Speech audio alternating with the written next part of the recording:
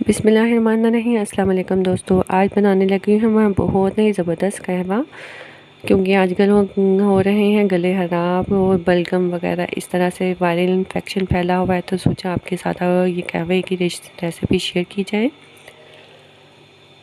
अच्छा, इसमें जाएगा ये दालचीनी का एक पीस। मैं 1 कप के बराबर बनाने लगी हूँ। 2 कप मैंने पानी बॉयल होने के लिए रख दिया है। 1 कप ये एक स्लाइस इस तरह से अदरक का जाएगा। इसको आपने थोड़ा सा दरदरा सा घोट लेना है।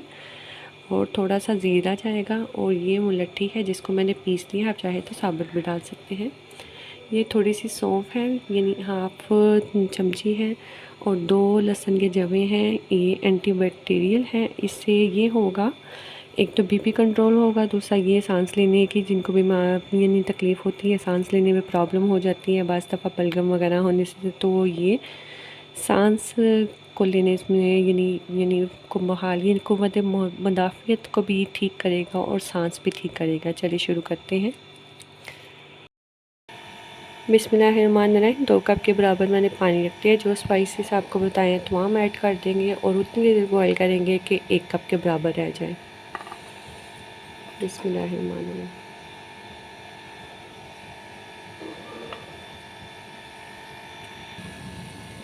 दोस्तों, अपने इस कहवे को ज़रूर इस्तेमाल करना है। इसके बहुत ज़्यादा फ़ायदे हैं। आपको 1 से 2 दफ़ा पीने से ही इसका रिज़ल्ट जो है ना पता चल जाएगा। आप चाहें तो इसमें पिंच हल्दी भी ऐड कर दें, मैं तो ऐड करूँगी, क्योंकि उससे एक तो एंटीबैक्टीरियल है, एक तो हड्डियों का आराम आएगा, दूसरा ये अंदर के इन्फेक्शन को ख़त्म करेगा। पिंच हल्दी, इसको बॉयल करेंगे अच्छी तरह से। अल्हम्दुलिल्लाह माशाल्लाह से बहुत अच्छे से बॉयल आ गया। हम इसको तकरीबन 2 से 3 मिनट और अच्छी तरह बॉयल करेंगे। इसकी फ्लेम को थोड़ा सा मीडियम कर देंगे, यानी कि लो कर देंगे।